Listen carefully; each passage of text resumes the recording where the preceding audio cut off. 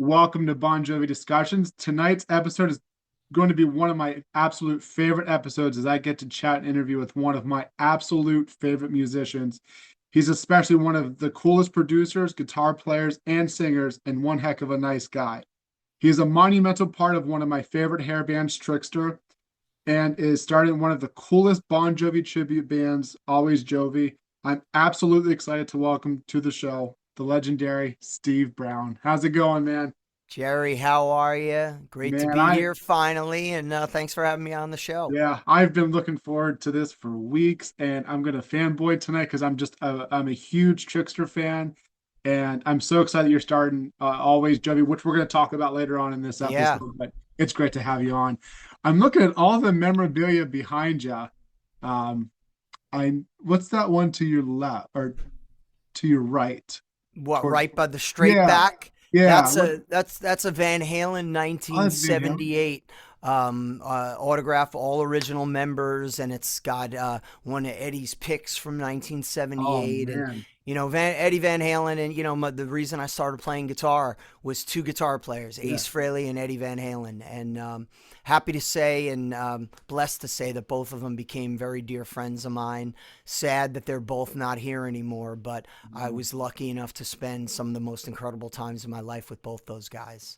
Yeah, I definitely want to get into some Kiss with you because Mhm. what's one of the coolest things about you is that not only are you a legendary musician, but you're also like one of us, like a quote unquote fanboy, and you Of love music and course. you're passionate about it. And so I think that's one of the Yeah. coolest things about you. But before we get into that, in a lot of your interviews that you do, you don't a lot of people don't ask you about your upbringing. I kind of want to talk about that. What was your upbringing like? What got you into music besides Van Halen and Kiss? Well, I come from a great family. Grew up in Paramus, New Jersey, which is the shopping mall mecca of New Jersey. Back in the '80s, we had four fully functional shopping malls, and it was the best, man. It was incredible. Suburbia at its best. And growing up in the '70s and '80s and there, and I was a funny thing, man. I was just at my mom and dad's house. My mom and dad, thank God, are still with us. My dad's going to turn 91 on Friday, and my mother's going to turn 91 in April. So God bless blessed, them. had a little St. Patrick's Day dinner with them.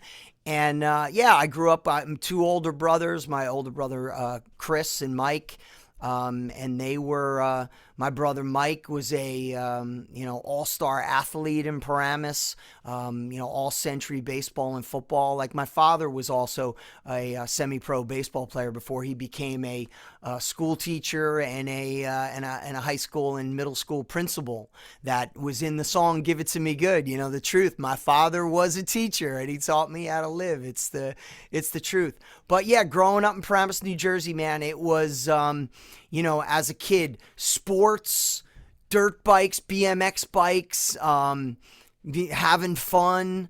I lived walking distance to my elementary school, middle school, and high school. So it was just walking all around town. And then, 1978, when I was 8 years old, something magical happened. I discovered the band Kiss, and the record was Rock and Roll Over, and it completely changed my life forever. I listened to that record for the first time, and I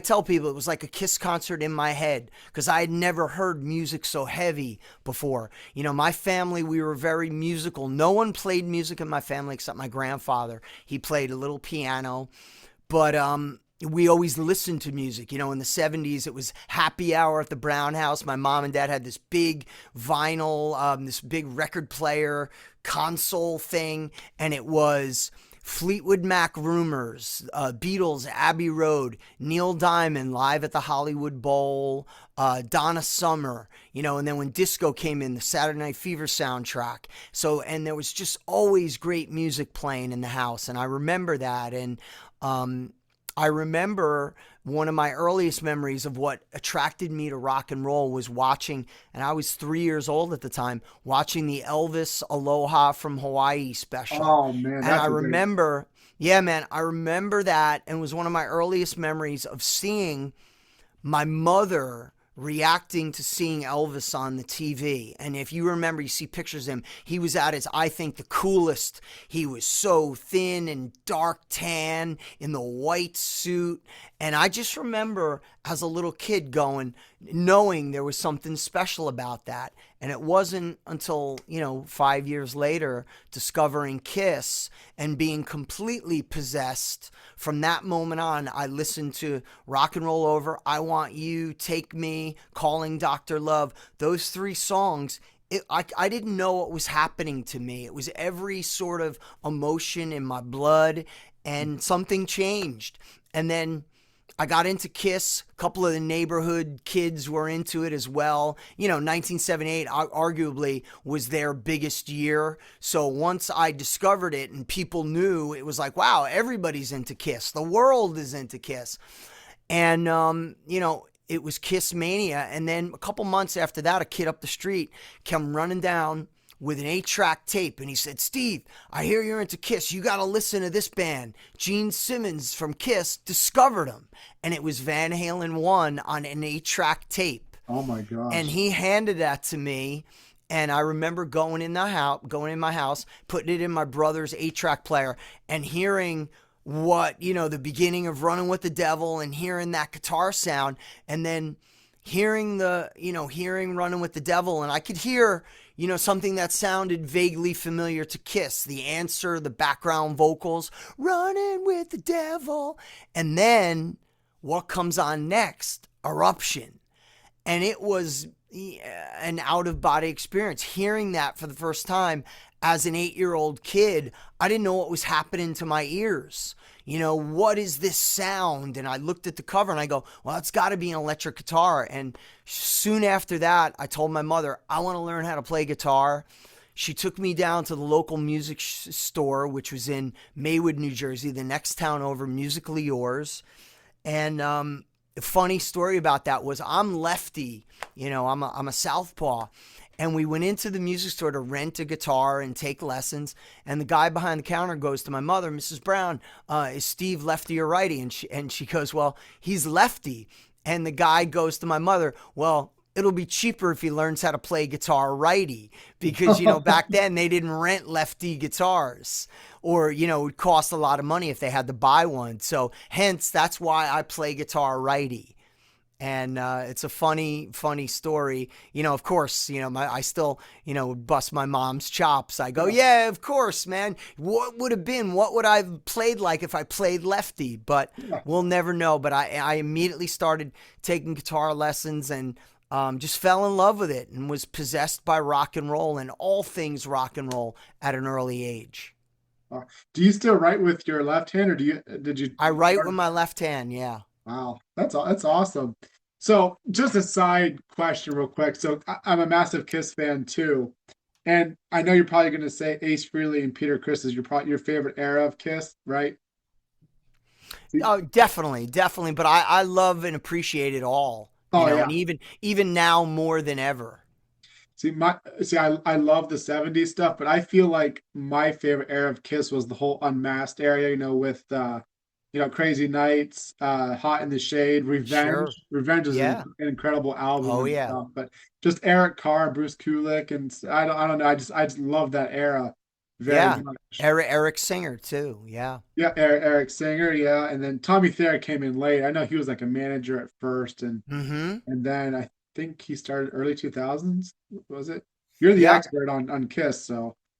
Yeah, I mean, again, I was always early on, I was always driven and not even knowing it to bands that wrote great songs. And that's what taught me how to write songs, listening to, Kiss. And I think Rock and Roll Over is one of Kiss's best records, hands down, and some of the best songwriting, on that record. And then from there, it was, Kiss and Van Halen. Then Cheap Trick, Dream Police was a huge milestone for me, and where I really keyed into the Beatle element of Cheap Trick and then songwriting. And then it was, of course, afterwards, AC/DC, Def Leppard, Bon Jovi, Rat, Motley Crue and Dokken, all those great bands of the 80s, and I think why all that music has held up so well. Forget about the bullshit, the hair band, the clothes, the this and that. They say it was style over substance. Most of the bands, any of the bands that were real big and had success, and it was all about songs. You Yeah. could still man, Rat Invasion of Your Privacy. There's a lot of great songs on that record, man. Great songwriting always triumphs over bullshit. And I've been saying this for the last couple years in the interviews that I've been doing. No genre of music, the 80s hard rock, no genre of music, as far as I know, has had a longer run of success. From 1980 to 1990, hard rock bands consistently sold millions upon millions and millions of records. And of course, Bon Jovi and Def Leppard and Guns N' Roses being the three biggest of the genre, and Van Halen selling, multi millions year in and year out. Yeah. And it's cool too because a lot of those hair bands from the eight are still playing today. You guys are still playing. Yeah. Uh, Well, you there's know, a love of that genre, and I think it's because yeah, it was such feel good music, and a mm, lot of it centered around positive messages and feeling good, man. And yeah, it was, again, man, I grew up in the '80s, and it was the best, yeah. And I'm sure any of the bands you ask the Bon Jovi guys, they'll tell you. And that's the thing for me as a fan too, because 80s is my favorite era of music, Yeah, and I was born in '92, and so I never got to experience Bon Jovi during Slippery in New Jersey or Trixter or Kiss or yeah. all those bands. But now I get the opportunity to still get to go see those bands live, and kind of get the experience of seeing those songs that I love so much live with For other sure. fans that love that band as much. Yeah. And I think another great element about those bands too, and you guys wrote your own songs. You guys busted your asses going to bars to get, a record deal, and you worked to the grind to get signed. Yeah. Yeah, today's artists, a lot of the artists don't do that. A lot of the artists don't write their songs. They put a song on YouTube, and that's great. I'm not, but I feel like an artist loses some substance when they don't write their own songs and they don't work their hardest to. It's a different, I mean, now I got to tell you, Jerry, people ask me, young bands and artists ask me for advice nowadays, and I go, the only thing I can tell you is get on TikTok and have a song that explodes, and you get 10 Yeah, million views and you'll get a record deal. yeah, I mean, that was the model during COVID for so many country artists who got record deals because their songs went viral. And so that's really it nowadays. The days of going to the shopping mall and yeah, handing out flyers for your band or walking up Sunset Strip, those days are long gone, man. It's all on your phone. You could do it all, and that's a beautiful thing, for young artists.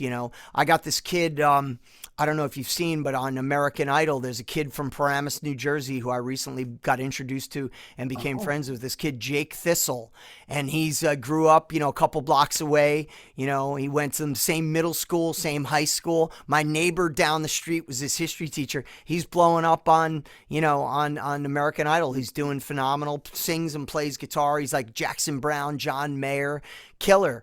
But that's what you do yeah, nowadays. yeah, But at the end of the day, I think, look, it's always been and always will be about great songs. mhm, And I think even in the pop world, my youngest daughter's obsessed with Taylor Swift, and I've become kind of like, obsessed with listening to that stuff with her she's to great. try to understand why she has become the phenomenon that she is. And the root of it all, dude, is great songs. She has great songs. Yeah, And and she even writes. her, yeah, she writes them, and she Mhm. works with, some of the best in the business, and it's just so great to hear. But that's what always attracts me to new Yeah, artists is the material. And I'm not really, look, I don't slight any artist for not writing their stuff. Hey man, I'm a guy who writes songs for other people as well. So, yeah,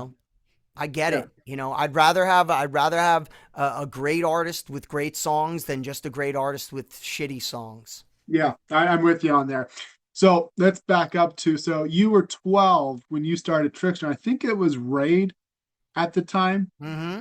when you were 12. So what was that like? How did you form Raid, Trixter, and It was, again, it was the times, man. It was the 80s. It was the beginning of MTV. When I was a little kid, I'd come home from school and play my guitar, and I'd sit in front of MTV waiting for those three Van Halen videos, the live Van Halen videos, Unchained, So This Is Love, and Hear About It Later, and yeah, then the Def Leppard videos, and Bon Jovi, Runaway, like all the rock bands.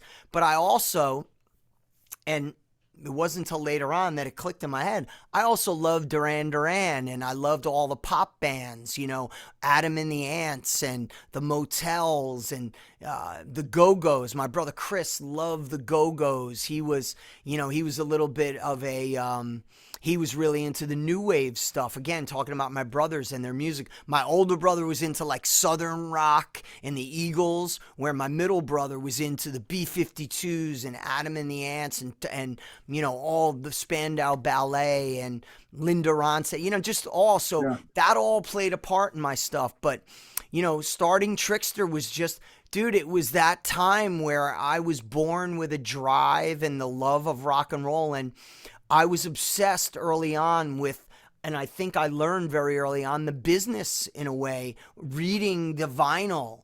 And like, it's funny, when I worked with Ace Frehley on his last record, and we became like best friends, and he was here all the time. I told him, man, when I was a kid, I knew who their trucking company was. I knew who their booking agent was. I knew their management and the people, Sean Delaney, who worked for Bill Aucoin. Like, I was obsessed. Same thing with Van Halen. I'm still good friends with Alex Van Halen, and I told him, man, when I was a kid, I would read the back of your records, and I knew who his drum tech was. I knew who their book, again, and yeah, that's how you learned. And it was a drive for not just the music, but the business. So I had this thing in my head, and it was an interview I read in Circus Magazine about Def Leppard, how when Rick Allen joined the band, he was 15 years old. And that was a light bulb moment. And I go, I'm 11 or 12, and that's it. I'm going to start my band, and we're going to be the youngest hard rock band. We're going to be a cross between Van Halen, Def Leppard, and Bon Jovi. Bop, bop, bop. We're going to do all this. And I had that concept in my head. And luckily, I had a friend of mine, this guy Mike Payne, who was the only drummer I ever met. He played on my basketball team, and he invited me over to come over one day and play. And my best friend up the street, this kid Doug Cowie, I told him, I said, well, I need a bass player.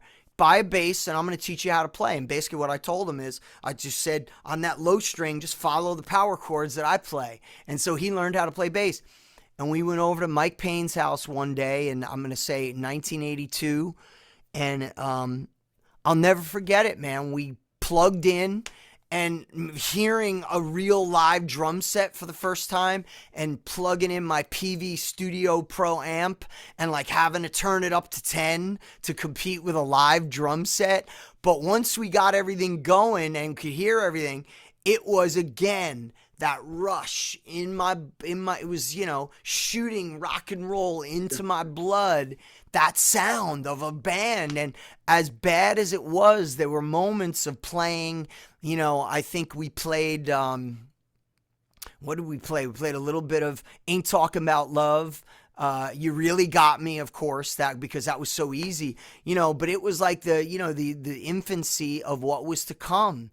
And the sound was so powerful. And I was like, I need this once a week.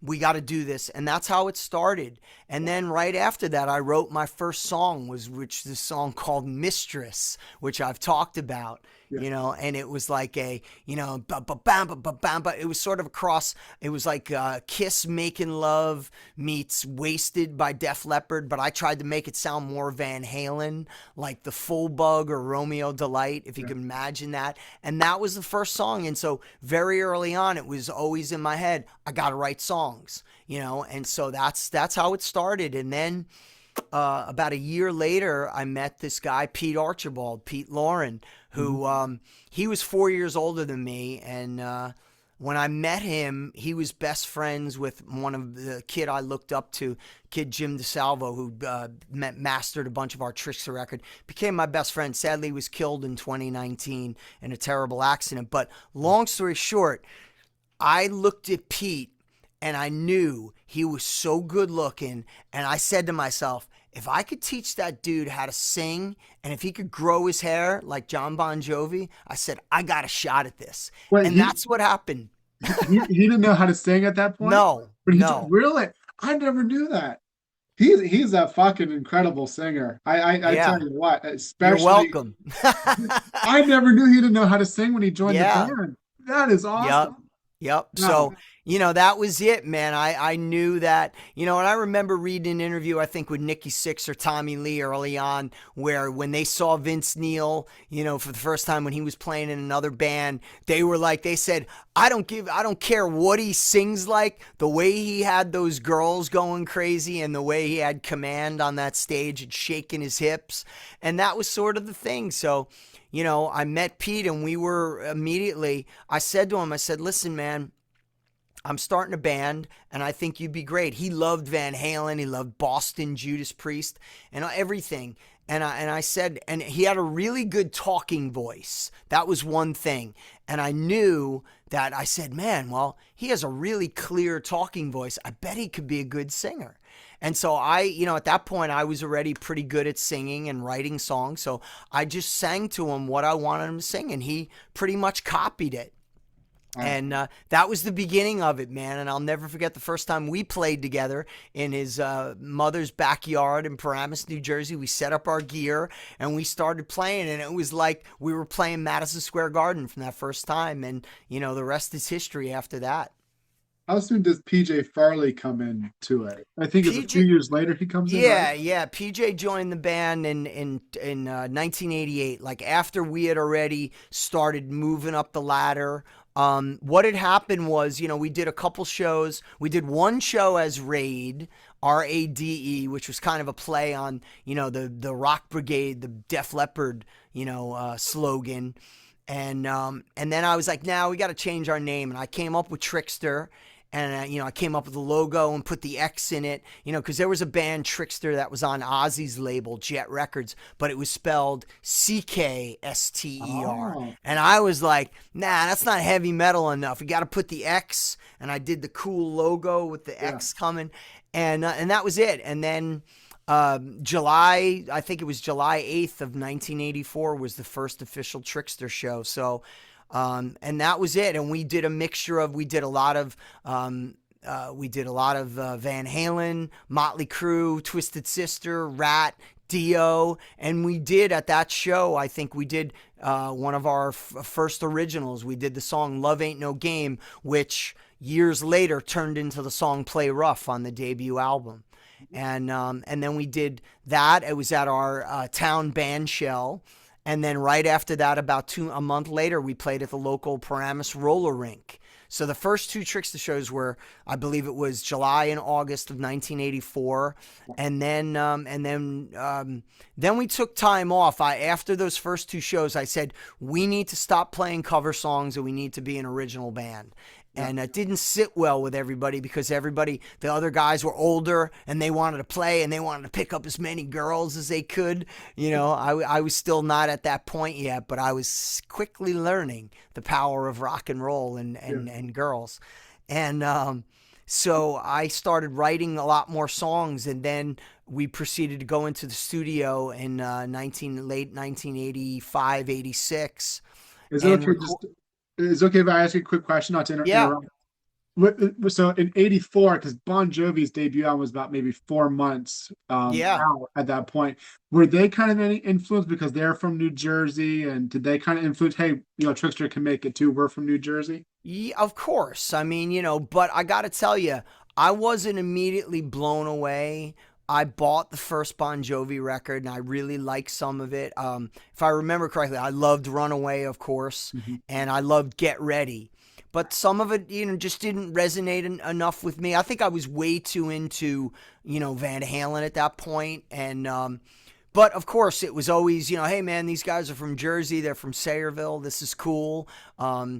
But it wasn't until now so also what happened in those years was 1979. I saw the original Kiss, monumental moment in my life. 2 years later, I saw Van Halen live, the original Van Halen on the Diver Down tour. Another life-changing moment. That was the moment where I went, that's the kind of band I want to be, because Kiss they were superheroes. It was not real.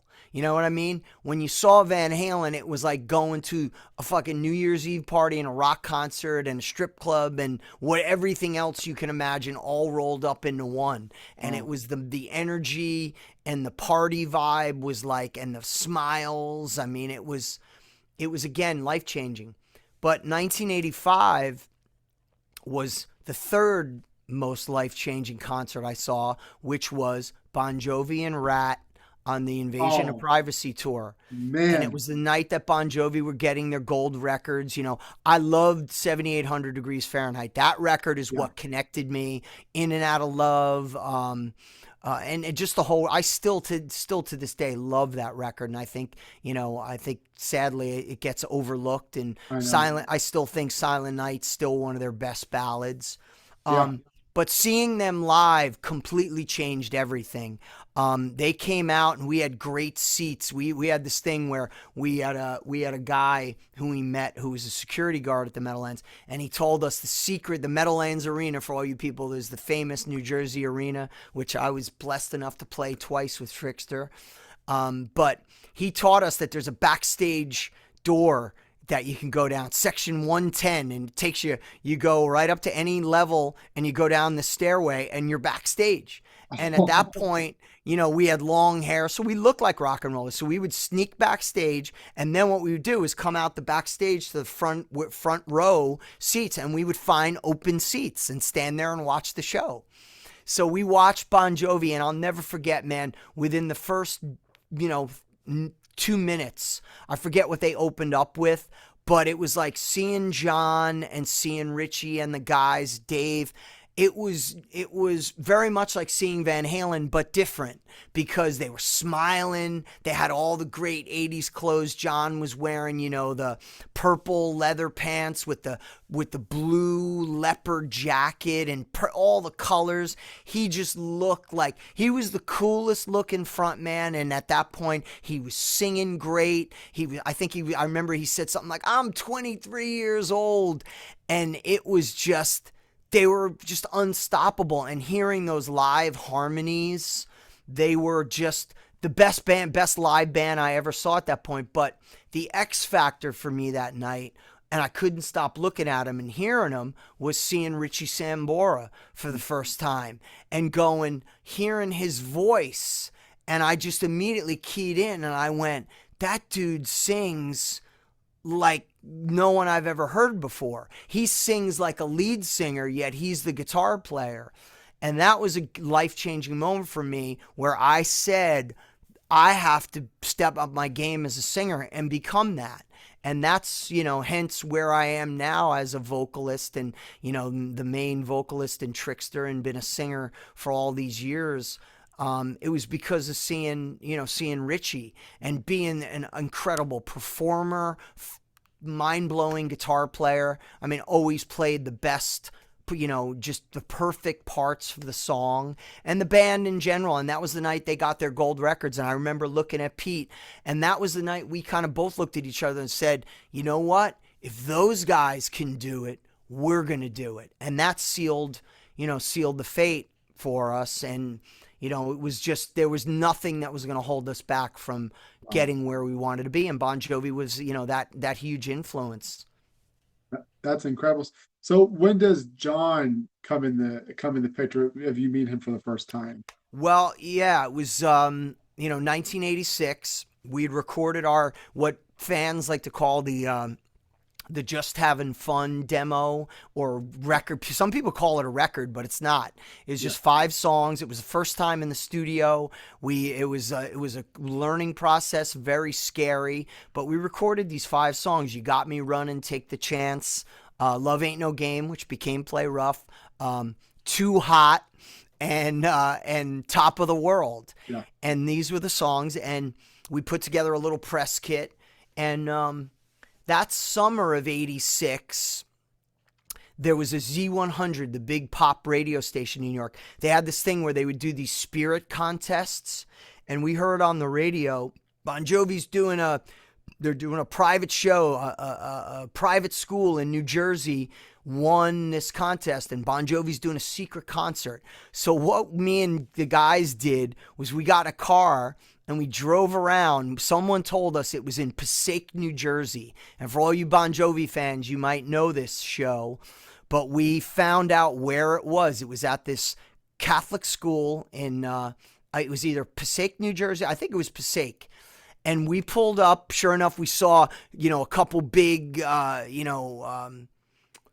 box trucks, and we saw a tour bus, and we saw some limousines, and we go, this has to be it. And so we get there, and it's like, I think it was an all girls Catholic school.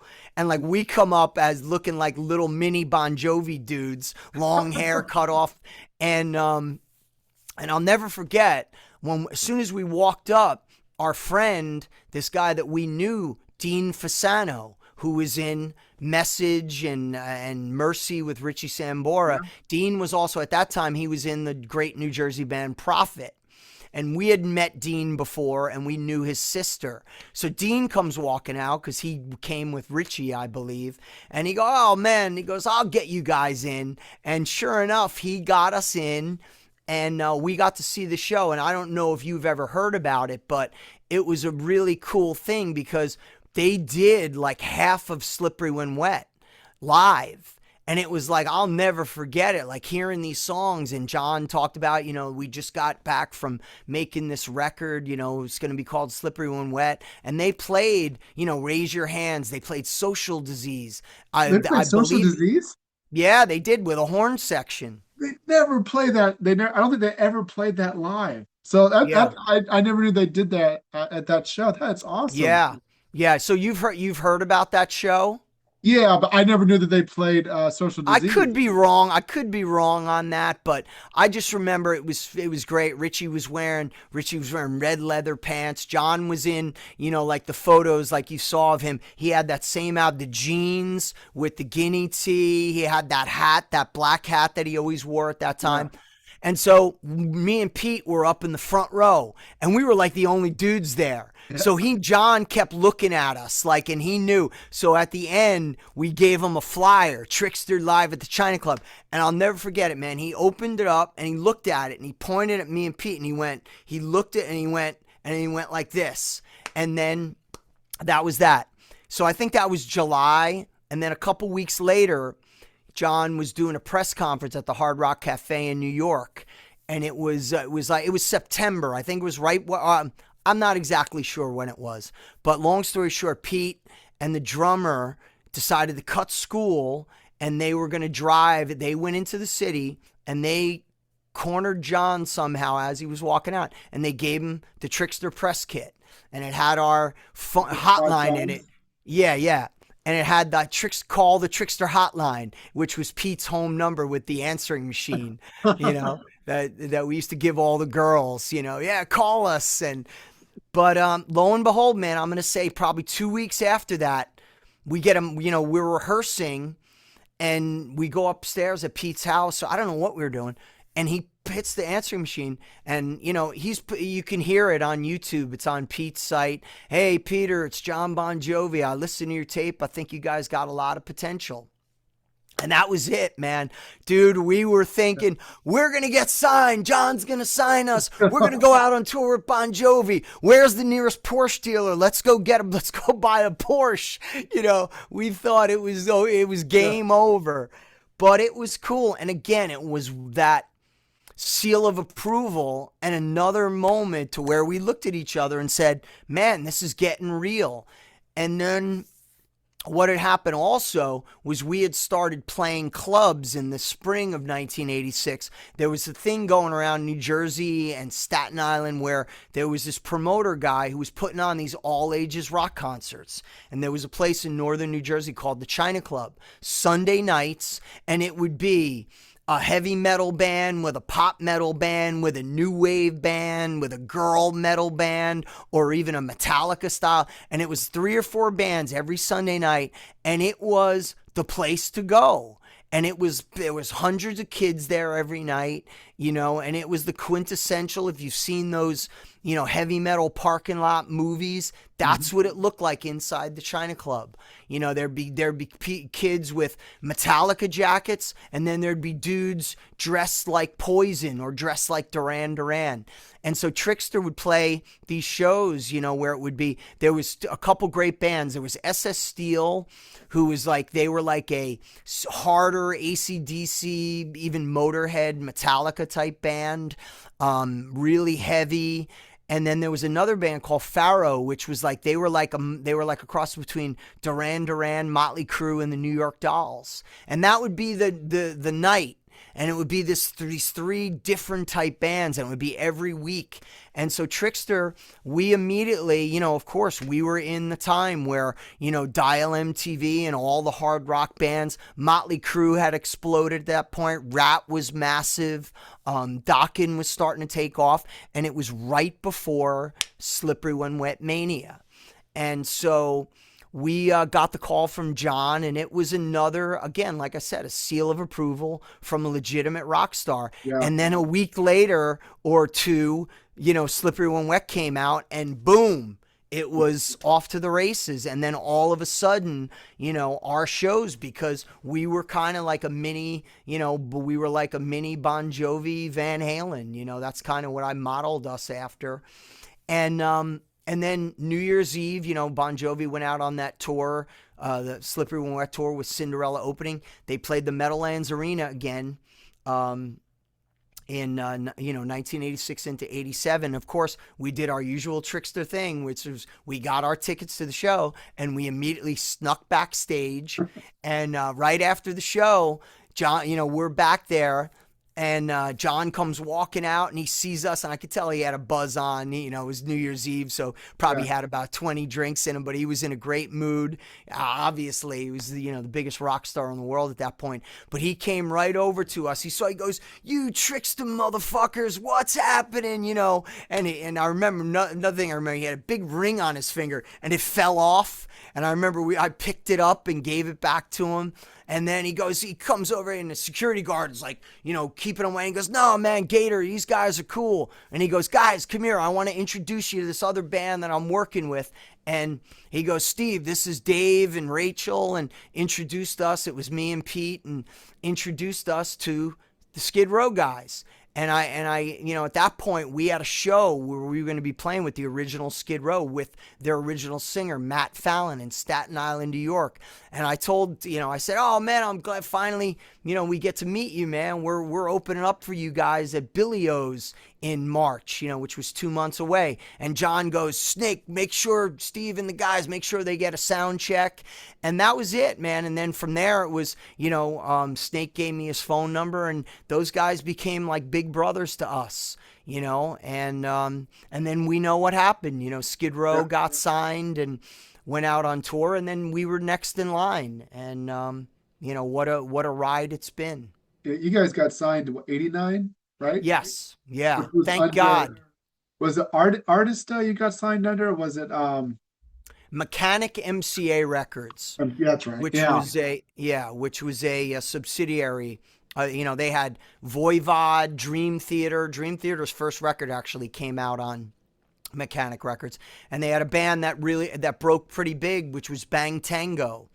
And that was it. They offered us a great deal, and there was something about them. We knew, Yeah. I knew we were going to get the attention we needed, and they certainly gave it to us. How long did it take for you guys to record your debut album? It took, I'm gonna say probably, 5 months off and on.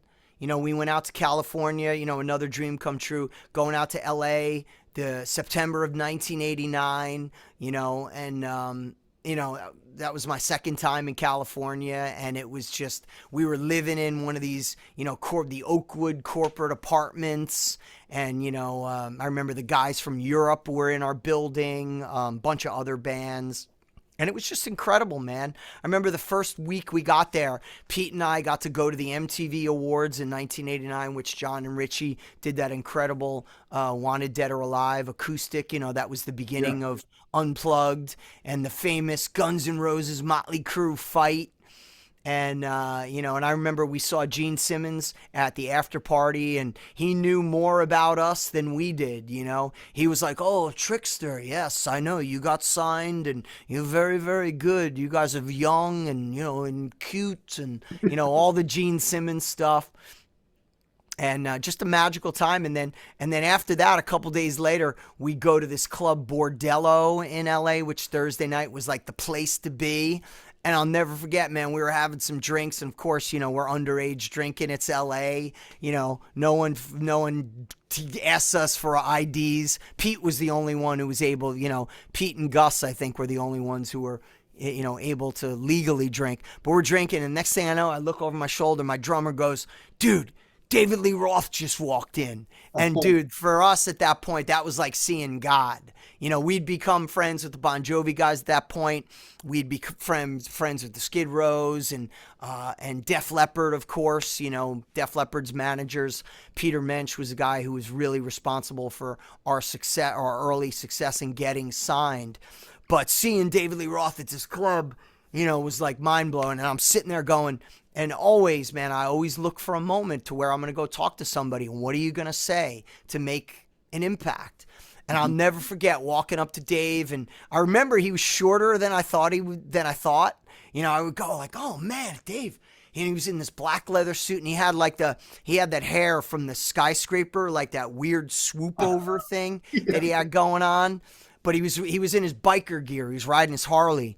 And I'll never forget, man, I went up to him, and he saw me coming, and I just said, "Hey, Dave, I don't want to bother you." And I said, "Man, I'm Steve, and we're in a band, Trixter. We just flew out from New Jersey. We got a record deal with MCA Records. We're out here recording our debut record, and I just wanted you to know it was you and your band Van Halen, and Ed and Alex and Mike. You're the reason that we do this. You're our biggest inspiration." And he looked at me. He had a drink and a cigarette, like Dave, typical thing, and he goes, "Well, that's great, Steve. Good luck on your record." And I said, "Hey, man, can we buy you a drink?" And he goes, "Nope, I'm good." And it was like, man, all within a 2-week period, man. And then we went in and recorded the record. And that was 3 months of kind of misery, because making a record is, for the first time, is a lot of hard work. I mean, it was some of the greatest times of my life, but it was a big learning experience for all of us. But that album is so fucking good. And with a lot of the 80s bands, a lot of bands didn't get it right their first album or the second album, but you guys that first, and of course, I know you guys were hustling and forming what Trickster became, but that first album, man, you got Give It, Surrender, One in a Million, On It, Yep, Heart of Steel, Heart of Steel, which was my direct. All I wanted to do was write. And John always said, man, he always told me about. I would send tapes to the McGee offices. He'd say, "Always send your new songs," and I'd always send him the songs. And he always said to me, he goes, "Make sure you get a cool lyric. Make sure you have a good story, and don't be so caught up in the riffs." And Heart of Steel was my attempt at trying to write the best Bon Jovi song I could. And, hopefully, but that's still one of my favorite songs. I'll tell you, I'm being cautious here on time, but I'll tell you a quick story. My daughter, she's 16 months old. Oh, God bless. And right after she was born, I was listening to music, and One in a Million came on. And I've always loved that song. But the very first, once in your life you'll find someone who make it also, and so on. And that lyric just really punched me right there, because like that's how I feel about my daughter. And I've always loved that song, but that moment, that song just went to another level for me. Yeah. And I get it, man. the other night I had it on YouTube playing, and my daughter, she's standing in front, and she's like, shaking her head and dancing and stuff. And I was like, that is amazing. And so I just wanted to share that story real quick. Yeah, man. I mean, that's the beauty of it. And here we are, brother. This July is going to be 42 years of Trixter. It's hard to believe. And, and I think about it, being that this is Bon Jovi show, and I said to Dave, when I jammed with Dave Bryan in December down in Nashville, and we were talking, he goes to me, he goes, "Man, we've known each other a long time." I'm like, "Dude, I've known you for almost 40 years, That's crazy to Yeah, think about. I've known those guys for that long, and here we still are, and we're still really good friends with the Skid Row guys. PJ was just with Rachel last week, and it's great to see that everybody's still doing good, yeah, and just still here. But I'll never forget those memories of the '80s was so yeah. important, and the Bon Jovi "Slippery When Wet" effect. Yeah. Before we get into always, Jay, I just want to ask you a couple more trickster Yeah, questions because of I'll course. regret if I don't. So I think it, I say this with love and respect because, like I said, Trickster's in my top five favorite 80s, 90s hair bands. I feel like you guys could have had such a bigger career if it wasn't for the grunge era moving in on you, right? I think right before here, was here before the grunge era, It was kind of right in right? the right smack in the middle of it, man. Right. It couldn't have come out at a worse time. But Yeah. Were you you kind know, of bitter about it? Because I think it killed a lot of the up like Firehouse and even Slaughter, like a lot of Warrant, and I feel like grunge kind of killed those the opportunities you guys could have had if well, I you mean, I look at I'm always the glasses half full. I'm a positive guy, so look, we were just so happy to be a part of it. And look, we're in the history books. Mhm. We were us and Firehouse were the last two bands to break through and do real stuff, real touring, Firehouse, of course, had much bigger hits than us, but we were road dogs. We did some major tours and touring with our heroes, the Scorpions, Poison, Warrant and Firehouse, the Blood, Sweat, and Beers tour. Then in '92, touring with Kiss. So, look, man, I'm just so happy that we had any success.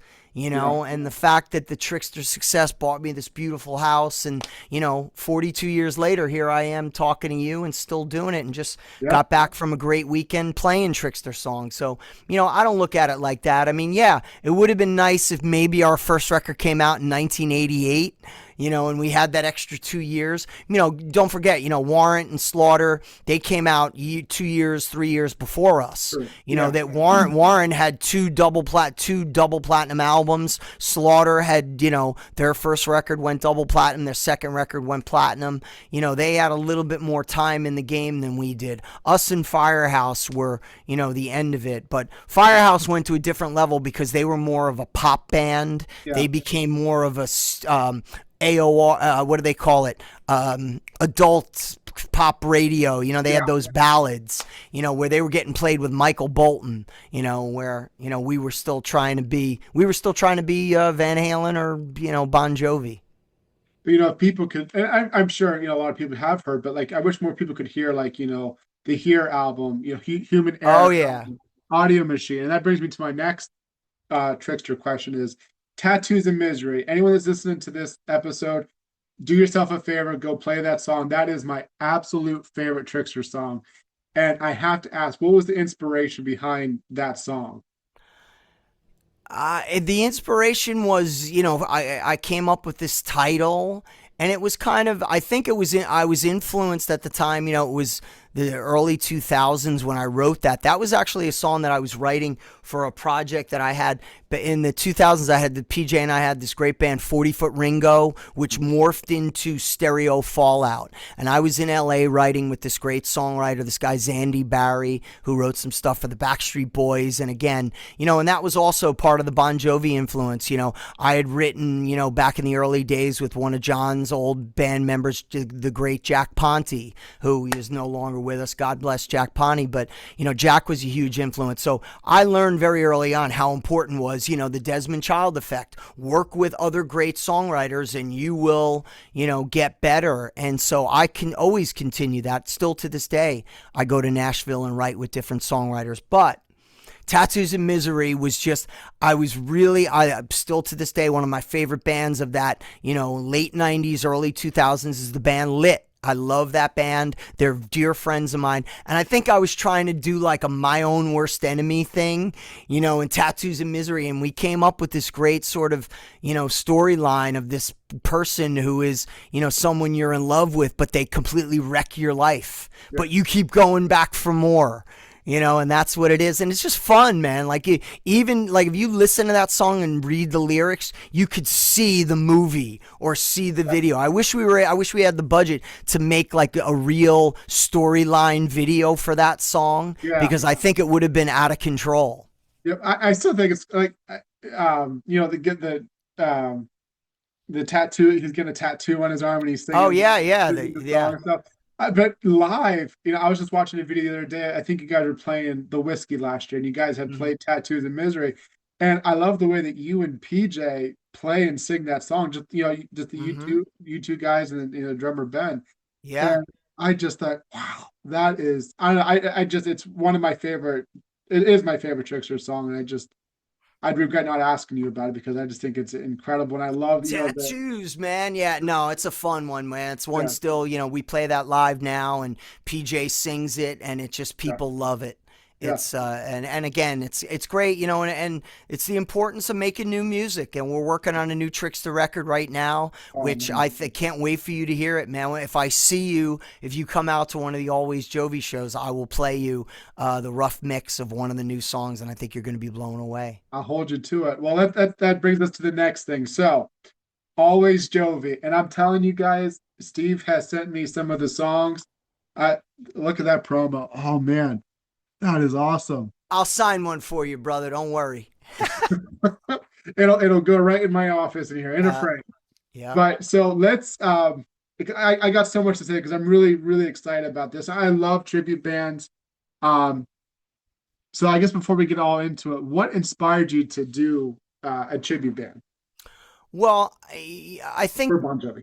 I think people know this, but over the last 25 years, PJ and I have always, I'd love to be able to say Trixter was my main moneymaker and it paid all my bills, but sadly, that's not the case, as it is for a lot of musicians and even guys that are in relatively famous bands. We have to do numerous things. Why I have my studio, I'm constantly producing for other people, writing songs, doing stuff for TV. I played in an 80s tribute band for 12 years here in New York, and we played all around the world, and it was an incredible thing. But What was that? Rubik's Cube. Rubik's Cube. I didn't Yeah. know that. Okay. Yeah, and PJ still plays with them. But long story short, a couple good buddies of mine, Greg Smith, who was Ted Nugent's bass player, we play in a Christmas band called Wizards of Winter. He's in Voyage, which is one of the biggest Journey tributes in America, and his guitar player Robbie Hoffman is Extreme's manager. And last year they were splitting with their singer and getting a new singer, and we were on tour together, me and Greg, and I was hearing all the intricacies of and helping them, like listening to a singer, but I learned some things, and I was kind of like, you know what, man, this is really cool. I go, the Bon Jovi thing has always been in my mind, and we got to go to Def Leppard because I have to thank Phil, Colin, and Joe Elliott so much because they were the ones. Phil was one for 20 years who always said, I can't believe how much your voice sounds like John if, John was a great singer. And I remember when I started playing with Def Leppard in 2014, the first couple sound checks I did, I would do like to get my voice warmed up, I would do like a, whoa, yeah, something like that. And Joe Elliott, I remember the first time Joe Elliott goes to me, you sound like a cross between Sam Bora and John. He goes, you got to make it sound a little bit more Def Leppard, not so Bon Jovi. And that always stuck in my head. And then last year, Jerry, I got to tell you, I've been always pitching songs, writing ideas, pitching Phil, trying to get the Def Leppard guys to co-write with me. And Phil and I were going back and forth on some ideas. I sent him a bunch of things, and I sent him this one song, and I will play this for you too. I sent it to him, and I go, man, this would be a really cool, new Def Leppard song. And Phil writes back, he goes, Steve, this is really cool. It's not really a Def Leppard song, but it's a great Bon Jovi style song. And I was like, again, it was like, boom. So then last year, I just go, you know what? It's kind of now or never. And so I put together this list of songs, Raise Your Hands, Bad Name, Always, Better Roses, Lay Your Hands on Me, Runaway, prayer, the usual bed medicine, because I kind of wanted to go into some of the harder ones. More importantly, vocally, Always and Bed of Roses. And so I gave it, and I put this band together. Got my guitar player from the Wizards of Winter, Fred Gorhauer, who's a dear friend, and I knew he would be perfect for the Sambora because he has the same sort of feel as Richie. And I sent him some stuff, and I said, "Send this back to me. Play the guitar solo." And he did it great. Put his own little flair in it, but it still sounded like Richie. And then I put together, the rest of the band. And we rehearsed. We did one rehearsal about a year ago to this day, right after St. Patrick's Day. And it was like flawless. And everybody was like going, "Oh my God, I can't believe how much you sound like John." We're doing all the songs in the original keys. And it really just went, all right, this is what we're going to do. And then right after that, we started, we went and, recorded the promo, the songs that we used in the promo videos. And we filmed this great promo stuff and came up with the band, the logos and put it together. And here we are almost a year later, and we're a couple weeks away from our first show that Always Jovi's doing, and the response has just been phenomenal all around the world. And and most importantly, it's a labor of love because of, again, like I said, Bon Jovi's been one of my biggest inspirations and influences, and I want to do the music perfectly, and make it sound as close to, John and the boys back in their heyday, which I think, the peak years for me as being such a super fan, I think was between, 89 and 95. I think that's when John was at his best vocally. I think the Keep the Faith tour is really when he was at his, magic moments. And so many of those songs. I love the Keep the Faith record as well. So that was the goal. I've always said the same thing. I think, the Blaze of Glory era, Keep the Faith, and then these days, 90 to 90 was the band's peak. Yeah. And these days is the peak of the peak, musically, lyrically, and vocally. The band was just at another level in the 90s. That's for sure. That's for sure. So again, it was that, and more importantly, it was also, to do it in a way that wasn't, and I'm not going to say cheesy because I don't want to slight. There's a ton of Bon Jovi tribute bands out there. Some of my good friends are in both Slippery When Wets. Love you guys. They do the wig thing and the costumes and look. But my whole thing was I wanted it to sound, and I researched a lot of the bands, and, I wanted to be that next level to where if you close your eyes and see us live, you'd go, any real Bon Jovi fan would go, "Oh my God, I feel like it's 1989 again." And that's what we're doing. It's, I look at the bands, there's a couple tributes out there that I sort of modeled this Always Jovi after, which is Get the Lead Out. They're arguably the number one Led Zeppelin tribute band in America. They don't look anything like Led Zeppelin. They don't try to, but they play the music perfectly. And then there's a Queen guy, Mark Martel. He does Queen One Vision. Doesn't look like Freddie Mercury. They don't try to do. They don't have the guitar player wearing the Brian May wig or whatever. and again, there's nothing wrong with that. But our whole thing was, for me, it was about also the fact that here I am, a kid who sold 1 million records, and I'm in a relatively famous band with a tribute band now. So I don't think I need to do that, but I wanted to be me.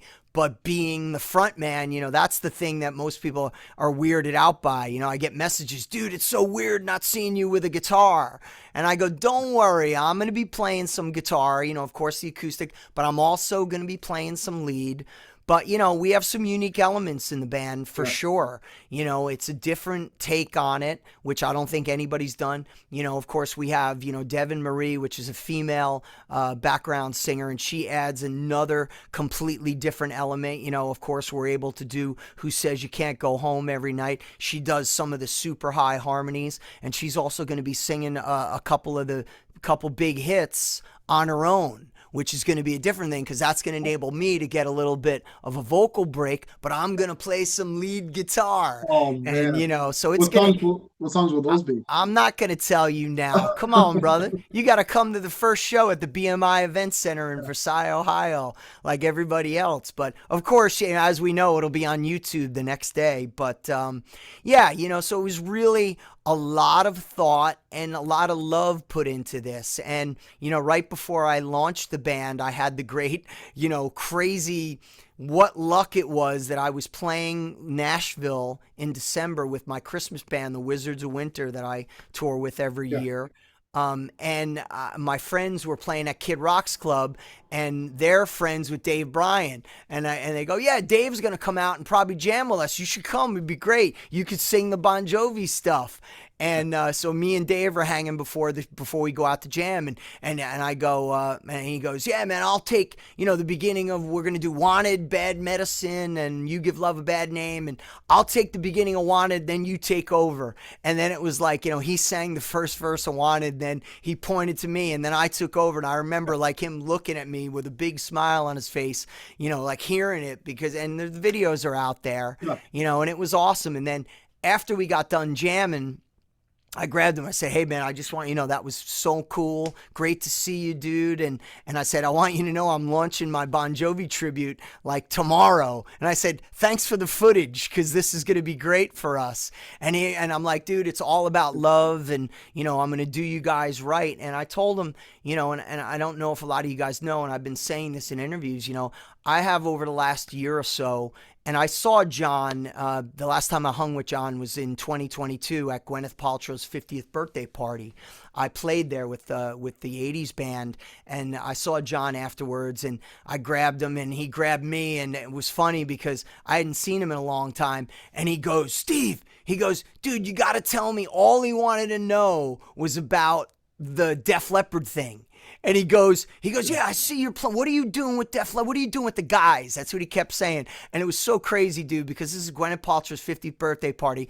Jerry Seinfeld is over here. Steven Spielberg's over here. Peter Dinklage, and we're there, me and Devin from, she was in the 80s band Rubik's Cube, and we're there and we're hanging out.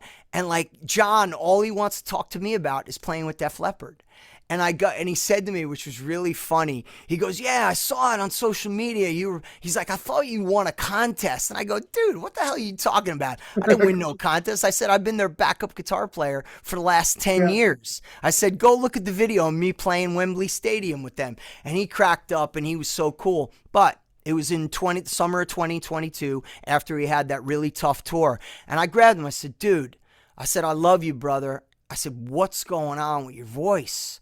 And he said, hey, man, I just had another surgery and things are going good. And I told him, I said, listen, man, I had surgery about 10 years ago. I had to have my throat taken care of. I blew my stuff out.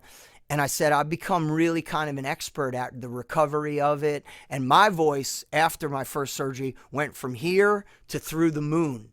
I never had a falsetto when I was during Trixter. I could never, go, oh, she's a little runaway, anything like that. I had to sing everything real voice, and that's why I blew my voice out. But I said to him, I said, dude, if you ever need any help, you know where to find me. And he goes, man, I really appreciate that. So over the last couple of years, I've reached out to numerous people who work with him, work in his camp. I'm friends with his old tour manager, Scott Casey, and and I was somebody, I got John, I have John's number and his email, and I sent him a text, a couple months ago. And I told him, I said, dude, I told you this before. I'm here. And I don't want any fucking money. It's about love.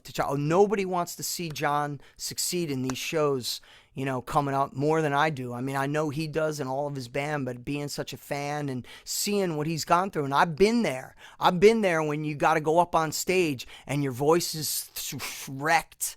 And the mind, what it plays on you, and having to do that and having to go out there. So, again, it's not just a physical thing, it's a mental thing. So, again, if somehow some of his people see this or he sees this, man, you have my number. Check your phone, dude. But that's it, man. And here we are, always Jovi. We have, probably 8 shows booked, right now, and it's getting, big. I wish I could show you behind the that black door. I have my garage where I have my video wall. We put Yeah. together an incredible show where I'm traveling with 5 screens that have all content. It's really a next level production. And I felt like if I'm going to do this, it's not going to be, the bar band mentality. I'm trying to put on $1 million production for everybody. So I just can't wait, man. I haven't been this excited about something. And, like Oh, I said, you're doing the white mic. oh, of course, man. Oh Again, man. I've been there from 1985 was the time Yeah. when I first saw them. So I know certain things, and there's going to be elements of the show Yeah. that, though we're not a look-alike impression band, they're going to know. The real fans are going to go, oh, I remember that from the Yeah. Slippery When Wet tour. I remember that from the New Jersey tour. There are things that we do that certainly show the true fandom in me and the love of the Yeah. band.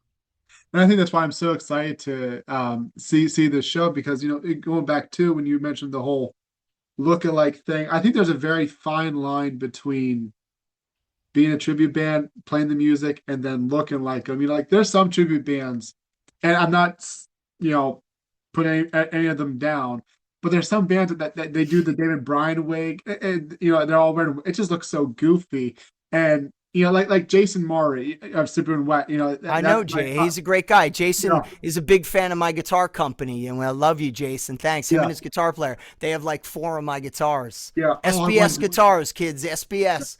Get one. I was going to bring that up earlier, and I'm just watching time here. But yes, I love that guitar line. Thank you. But yeah. So but Jason does it perfectly with his band. They don't overdo it on the looks and stuff. Like Jason will wear like the captain, jacket and stuff like Yeah. that, but he doesn't overdo it. But Jason, to his credit, and like Mike Parks from the other Slippery When Wet, they genuinely, those guys look like John. Mike looks like John back in 1987. It's Yeah. uncanny, especially when he has the glasses on. And, Jason looks like John from, the 2000s on. Yeah.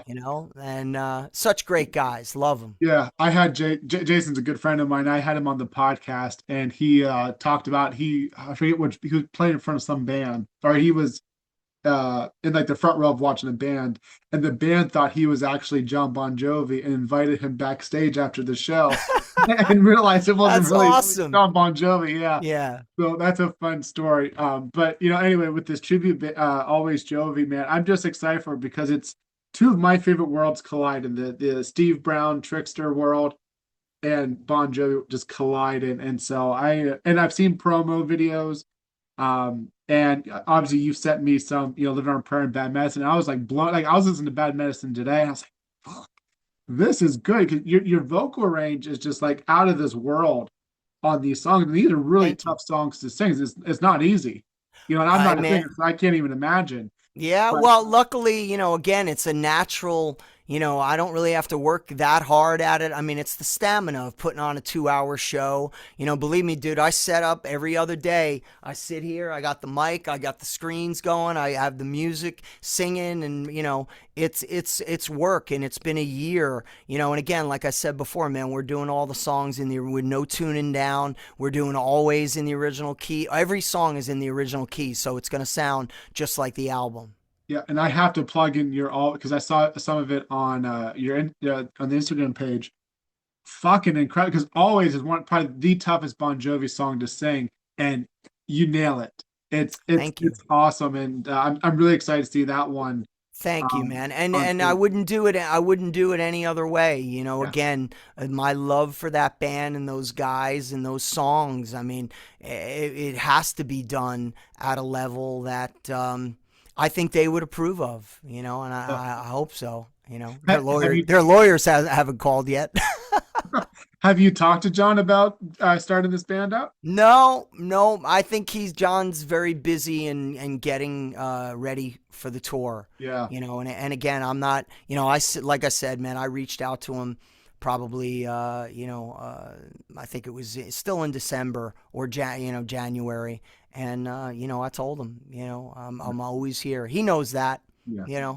And again, I've reached out to numerous people in his camp, and offering what I can offer. And I think, Yeah. you know, And we'll sometimes see that's what all you happens, need. man. Yeah. So anyway, where can people find updates to follow you, Trixter, and put in all your plugs is what I'm trying to say. We all the social media. Steve Brown Rocks at Instagram, TikTok, Trixter on Facebook, and always Jovi. You can find it everywhere. Always Jovi on Instagram and Facebook, and the website is alwaysjovitribute.com. And that's it, man. I'm just so excited, and Yeah. again, I cannot wait for everybody to see the show and celebrate this music and deliver these songs the way they need to be heard. Speaking of websites, real quick, you got to get some merch for Always Jovi and Trixter on your website. So there's next Well, step. we have the Trixter. I think Trixter's there. There's merch, and there's going to be always Jovi merch. Don't worry, man. At the show, I'm doing everything. If you go on the website, you could see some stuff. But we are going to be selling 8x10s. I know that, guitar picks and stuff like that. But yeah, we're going to have all that. Again, it's what we got to do. Gas money. The merch is what sometimes pays for the hotels, pays for the merch, buys dinner for the band and the crew. Yep. I'm traveling with a big, relatively big entourage. 7, 8 people everywhere we go. So, we gotta do it. So hopefully, again, the pre-sales have been great all around. The shows we're doing. You could see on we have. April 18th in Versailles, Ohio, BMI Event Center. May 9th, we're in Roanoke, Virginia, Dr. Pepper Park, our first amphitheater show. And, and again, I'm trying to keep it at a level where we're doing all big things. Turning Stone Casino, Verona, New York, May 22nd. And then we come back out your way, Decatur, Illinois, at the Devon Amphitheater, June 5th. And then the Sorg Opera House in Middletown, Ohio, which is outside of Cincinnati, on June 6th. And more shows to be announced very, very soon. That's great. Well, Steve, this has been truly an honor to have you on. I truly appreciate all the time that you've given today. Thanks, man. You're just such a cool guy, and I'm so glad I got the opportunity today. So And thank you. and I got to thank our buddy Mitch LaFon for the one who connected us, man. Mitch has been, he, of course, I think he might be a bigger Bon Jovi fan than you are. So, but or wait, I think Mitch is even a bigger Trixter fan. So we'll give him that. But I got to give a shout out, and to all the Bon Jovi fans and Trixter fans out there, I love you guys. Thank you so much for all the support. It's been what a career it's been. And like I tell PJ, man, I said, we're both in our 50s now. I'm rounding third base to 56 years old, and I said, the first 50 years, brother, that was just the warm up. The next 50 years are going to be even better. Yeah, that's awesome. All right, Steve, thank you very much. I can't say that enough. So, Thank you, Jerry. and I'll see you on tour soon. You bet, man. All right, Cheers. we'll see you.